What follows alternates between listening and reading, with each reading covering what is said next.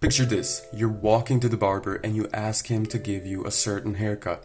And after the haircut's over, it ends up looking like this. From a scale of male attractiveness, getting a haircut that suits you is at the top. Now, I'm sure you've seen those charts where they show you a variety of face shapes and hairstyles to choose from. After this video, I'll be 100% certain that you'll never need one of those ever again. Nobody's face is a perfect circle or square, and even if it is, there is a lot of other factors that go into your hairstyle, like hair density or your hairline. Somebody with a large forehead and small nose might go for different hairs than somebody with a large nose and a small forehead, even if their face shape is exactly the same. And one problem that you will have is your hair density. If you have a pulled back hairline and a lot of density in your hair, then you should go for something like a fringe. But one problem you will run into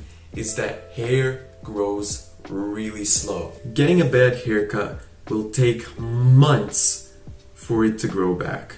And if you want long hair, it can take a whole year for it to grow, just for you not to end up liking it. That's why some people can go their whole lifetime without knowing what hairstyle suits them. And next thing you know, you're thinning and there's only one hairstyle that you can choose from. Now, the last problem that you will have is finding a good barber. A good barber that knows what he's doing with your hair type.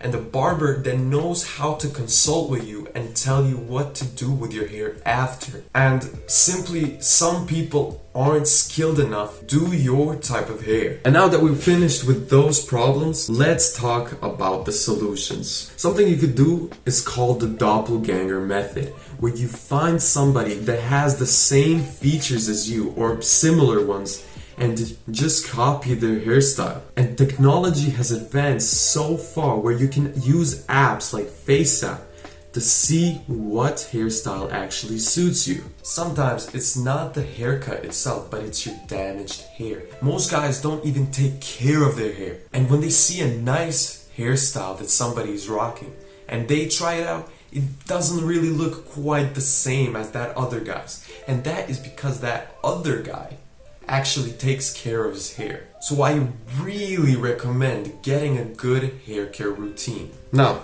here are the basics. Keep your hair hydrated and stop stripping off your natural oils, and start using high-end shampoos and conditioners. Keep your scalp healthy. Every time I shower, I gently scrub my scalp with my fingers.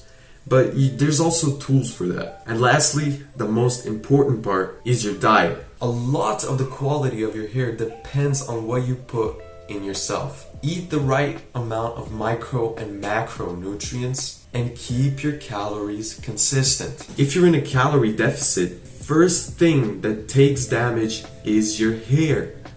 Of course, you need to get enough vitamin D, especially from the sun, since vitamin D deficiency is going to ruin your hair. And you might be saying, this takes a lot of effort. And it really is a lot. But in my opinion, it is 100% worth it. The best feeling as a guy is when you go to the barber, ask him for the usual, and it ends up looking fantastic after. And this is what really happens after you find your signature hairstyle. It is one of the biggest glow-ups a guy can get. You should be looking your best after getting a haircut.